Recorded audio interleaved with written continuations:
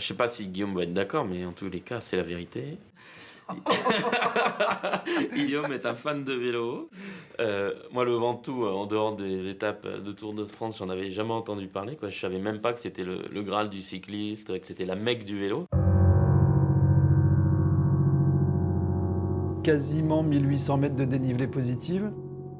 Ça part quasiment du niveau de la mer pour monter à 1900 et quelques mètres.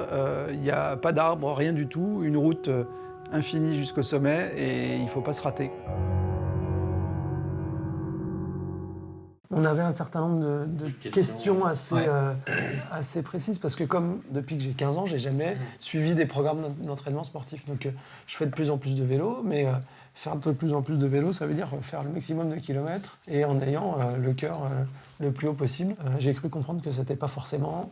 C'est pas forcément la bonne stratégie, hein, si on veut perdurer. Ce qui va être intéressant, c'est d'avoir des données physio. Ouais.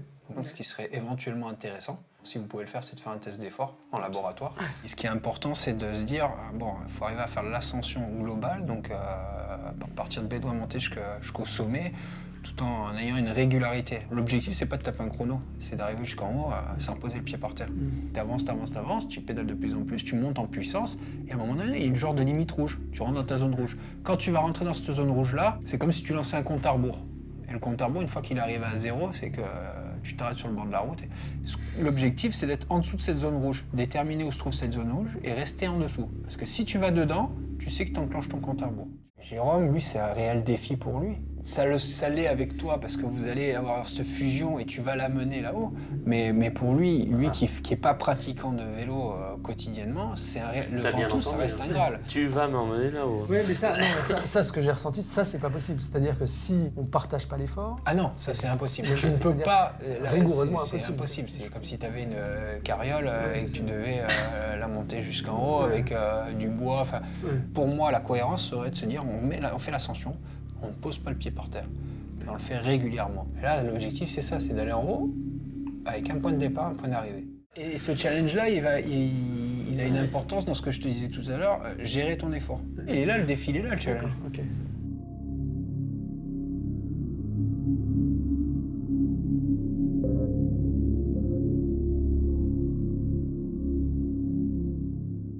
Vous pouvez commencer à pédaler. Guillaume et moi, on est plutôt des personnes qui essayons de voir les choses du bon côté, de plaisanter, ce qui ne veut pas dire qu'il n'y a pas des phases où on en a ras-le-bol, qu'on ne s'énerve jamais, mais on essaye plutôt d'être positif et de voir les choses avec humour. Et puis au-delà du handicap, moi à titre personnel, dans ma vie, j'ai quand même eu quelques épreuves assez fortes.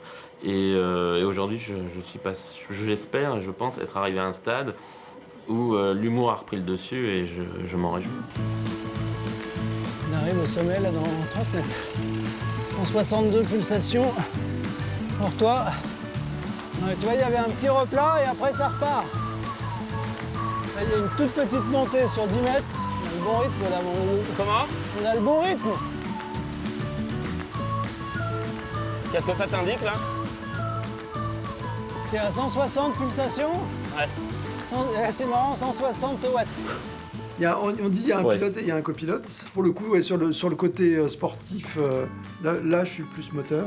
Il y a un mec qui tient les commandes, qui change les vitesses, qui donne les informations GPS, etc.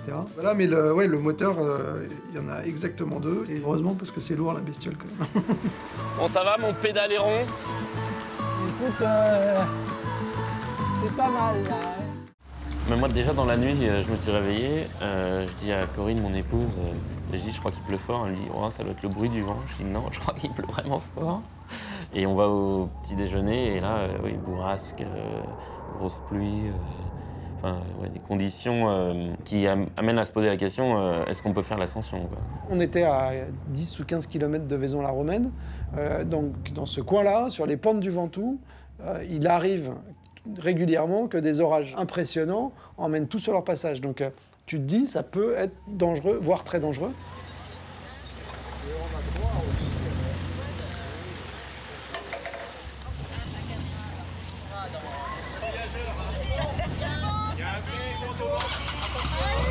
Jérôme, tu me baisses la gauche.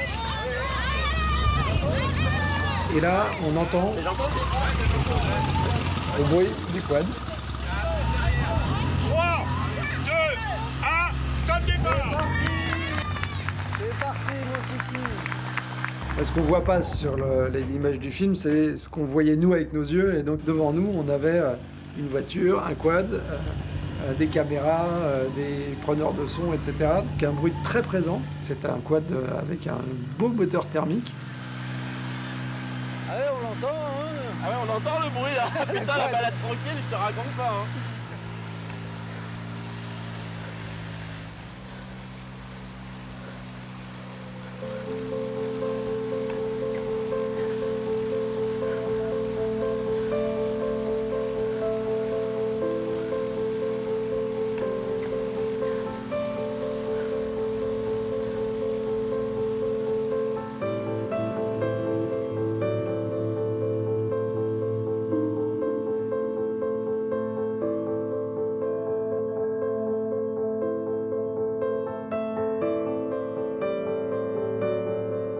Jusqu'à Saint-Estève, il n'y a pas de surprise. C'est de la balade en tandem avec un peu de pente comme on l'a déjà fait 100 000 fois. Et puis, il y a une épingle à cheveux.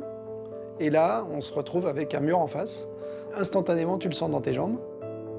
La route devient plus étroite. Elle commence à serpenter dans la forêt. Ça ne descend jamais en dessous de 8 ou 8,5%. Et donc, c'est un effort ininterrompu où il faut être à fond, à fond, à fond, à fond, en permanence. C'est bon, Guillaume? C'est juste le fait d'attraper le bidon, là.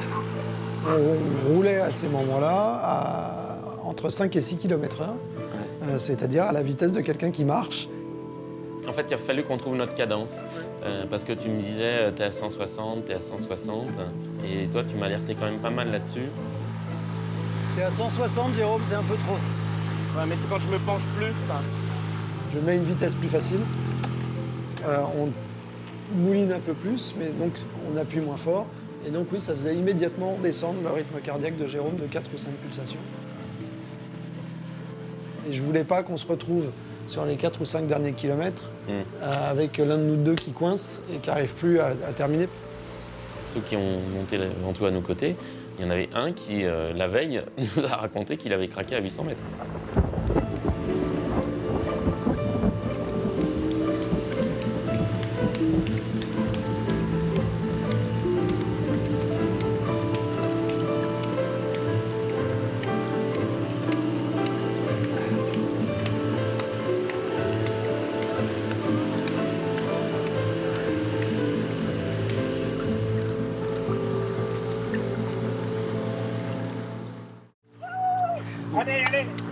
Allez, on lâche pas, Jérôme. Mon père était présent donc avec Christine, ma belle-mère.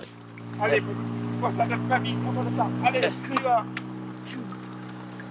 Et donc quand il a couru à côté de nous et qu'il a dit hey, Jérôme, tu lâches pas, pense à notre famille, sachant que ma mère et mon frère sont décédés, ma mère ça fera 10 ans là bientôt, et mon frère quelques années. Donc forcément, je pense que l'effort aidant, ce sont des paroles qui sont super fortes.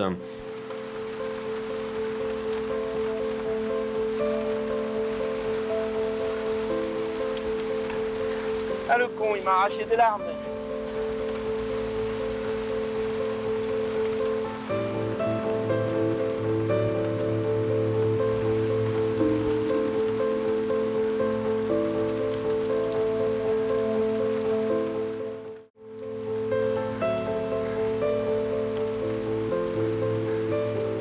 Je l'ai vraiment vécu, moi, comme quelque chose de limite étouffant, parce qu'il y a des arbres autour, la route étroite, ce bruit, parfois cette odeur. C'est marrant, moi, parce que ne voyant pas le décor, j'ai pas du tout eu ce sentiment d'oppression, d'étroitesse. Je sais pas, j'étais dans mon truc et il fallait pédaler, je pédalais. Et j'étais là aussi pour me prendre du plaisir, certainement différemment que toi. Et le fait de voir les gens à côté, chanter, nous encourager. Mais voilà, j'étais plus dans ce trip-là. Et le fait de ne pas voir, forcément, ça a influencé ma perception de la course. Et donc les éléments extérieurs ou environnants, je les ai pas du tout perçus comme oppressants. C'est un peu plus dur. putain, Ça m'assèche là, fais t'as gaffe. failli me faire tomber, Jérôme. Putain, l'odeur du quad, Henri, c'est insupportable, putain. C'est... Ah ouais, là, la je le vache. sens bien là. C'est un moment où ça a été très difficile et très fatigant pour moi. Et le moindre petit changement prenait des proportions absolument incroyables.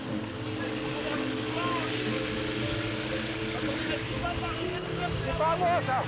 C'est pas à moi! C'est pas à moi, le bidon, putain! Poussez-vous, poussez-vous! Écarte la quad! Putain, ils sont où, le bidon? Merde! Je suis arrivé quasiment au bout de mon bidon et j'ai demandé un autre bidon et il n'était pas là. Je voulais mon bidon avec le mélange qui était prévu, etc. J'étais très énervé. Chiotte! Prends le mien. Mais non, il faut Mais j'en ai plein là, vas-y. C'est de l'énergisante ça. Chier! C'est pas le moment de s'énerver. Mais non, mais c'est le seul truc. Où toi, t'étais beaucoup plus cool. Bah ouais, parce qu'on avait des bidons, donc je comprenais pas pourquoi tu t'énervais, quoi. Il suffisait que tu prennes un autre, et puis c'est tout. Mais ça, non, parce que en fait, je me disais, c'est indispensable qu'on ait chacun notre bidon avec le mélange pour s'assurer d'aller jusqu'au bout. C'est 6 mois de préparation, et donc tu as envie que tout soit parfaitement réglé, mesuré. J'ai essayé de penser à tout, d'ailleurs de préparer l'éventualité d'un truc qui marche pas. Tu vois, j'avais... Ouais, mais regarde, ouais. tu vois, je pense que mentalement, on était dans 2 postures différentes. Et le handicap, c'est beaucoup d'imprévus, beaucoup de contraintes à gérer. Et moi, je m'étais mis dans cette posture de gérer, de me dire, de toute façon, on peut prévoir tout ce qu'on veut, le plan absolument parfait. Ben ça, non, c'est pas possible pour moi. Il y a toujours un petit truc, et donc il faut accepter les imprévus, quoi. Ah, il faut accepter les imprévus, mais il faut même les anticiper, en fait. Et c'est le côté... Oui, mais on peut essayer de les anticiper au maximum, mais il risque quand même d'y avoir un truc, quoi. Ouais, faut rien lâcher. 6 km, Jérôme. 6 km.